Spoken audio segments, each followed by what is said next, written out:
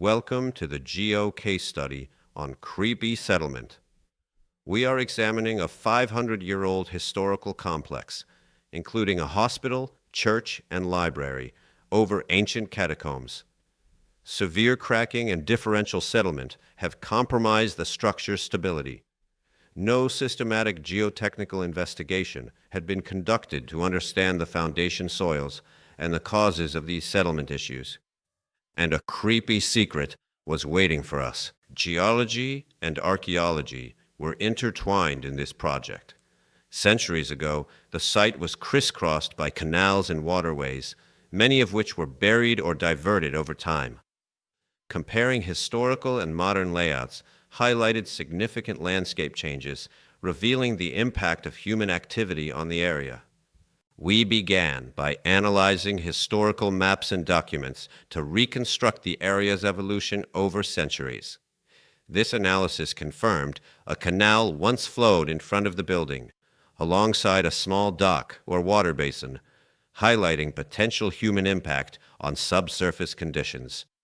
We utilized a 30-kilogram dynamic penetrometer with rotating drilling and a gas vapor extraction system for safe testing in confined underground areas. This allowed us to characterize foundation soils, evaluate their consistency, and identify the depth and geometry of the original foundations. We conducted 11 dynamic penetration tests and 7 auger boreholes, reaching depths of 5 to 7 meters, to reconstruct the subsoil's geotechnical and stratigraphic profile. Additionally, 3 micropiezometers were installed to monitor the shallow water table, and a geophysical survey provided the site's seismic profile.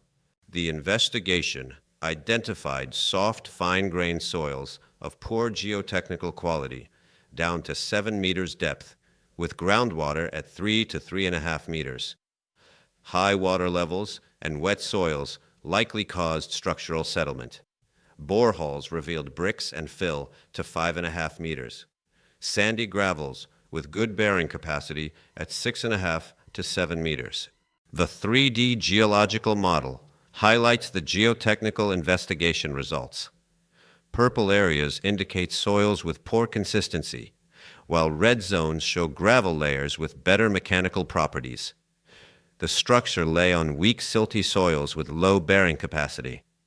The presence of brick fragments down to nearly 6 meters depth suggests that the foundations were likely extended down to the dense gravel layer encountered at approximately 7 meters depth. But maybe some portion of the building no, explaining the pronounced differential settlements observed. During our geotechnical test inside the crypt, we unexpectedly discovered underground galleries filled with human skeletons and burial remains.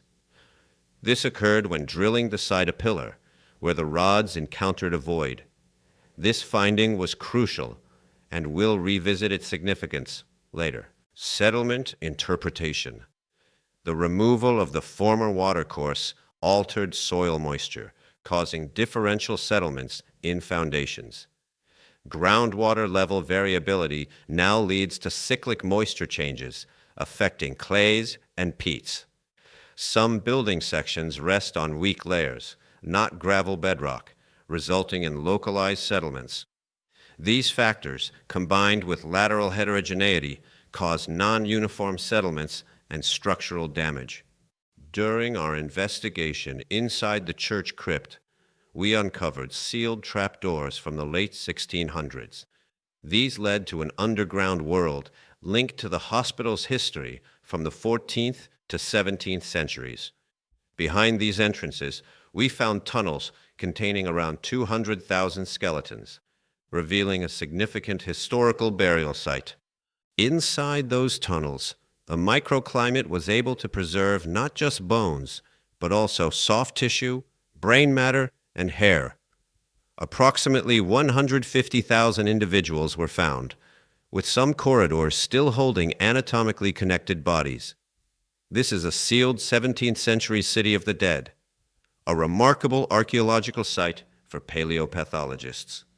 The galleries, linked to ancient canal waters, were thought to aid decomposition, but instead preserved tissues. By the late 1600s, they were abandoned due to sanitary issues. Paleopathologists found evidence of heavy labor, infections, malnutrition, but also something unexpected: traces of opium, cannabis, and trace of cocaine use almost 2 centuries before its supposed arrival. Once the forensic anthropologists got to work, the bones started talking. Above, a Renaissance building. Below, a sealed city of the dead, still revealing its secrets. During inspections, I concentrated on technical tasks, not thinking about all those remains. However, at night some nightmare like this one lingered in my thoughts.